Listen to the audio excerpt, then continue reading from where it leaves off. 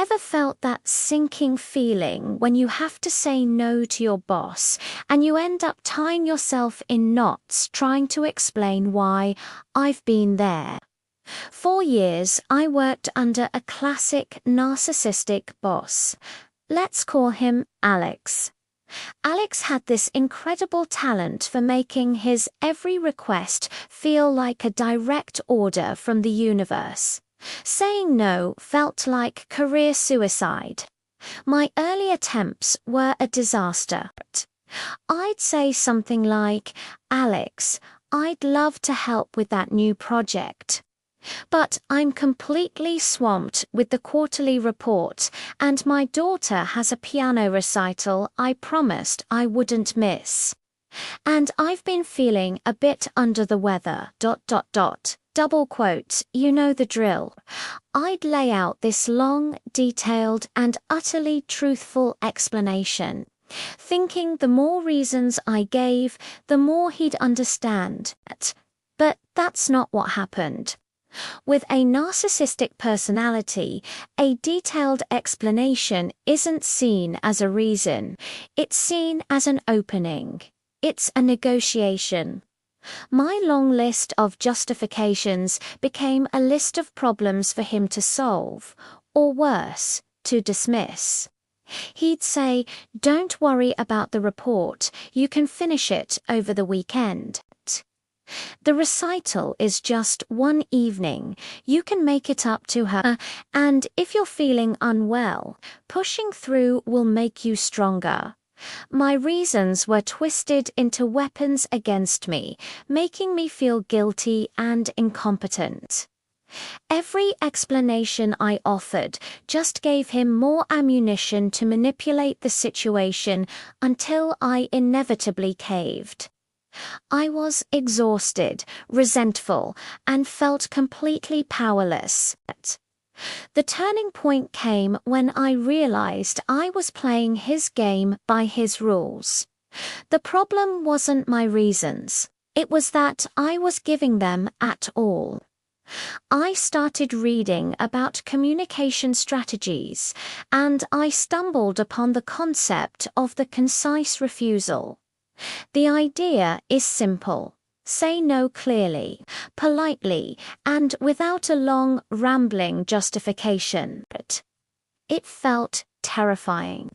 It went against every instinct I had to be a cooperative, helpful employee.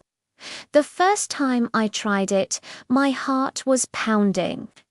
Alex dropped a massive last-minute assignment on my desk on a Friday afternoon, expecting me to work all weekend.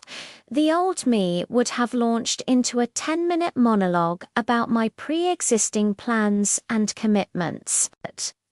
But this time, I took a deep breath, looked him in the eye, and said, "I understand this is important, but I won't be able to get to that this weekend." Then I just stopped talking. The silence was deafening.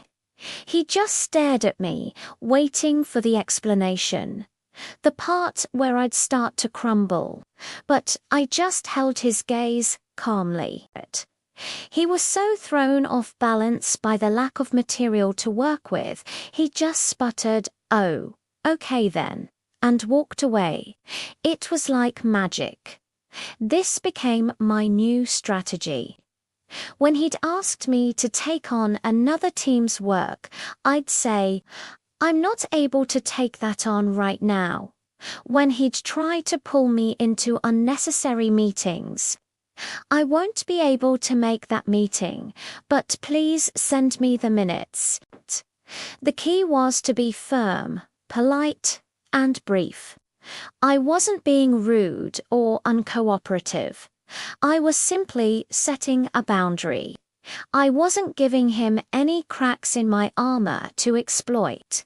My explanations were no longer a buffet of options for him to pick apart.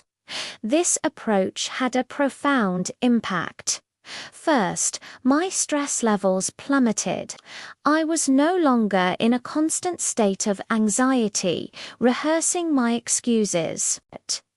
Second, my relationship with my boss actually improved. He started to see me as someone who was confident and in control of their workload. He respected my time more because I respected my time more. He started coming to me with more reasonable requests because he knew I wouldn't be a pushover for the unreasonable ones. The lesson here is that over-explaining is often a sign of fear. We fear we'll be seen as lazy, not a team player, or just plain difficult. But when you're dealing with manipulative personalities, your detailed justifications are not heard as reasons, they're heard as weaknesses.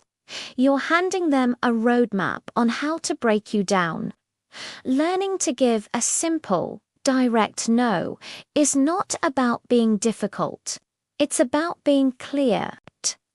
It's about protecting your energy, your time, and your mental well-being.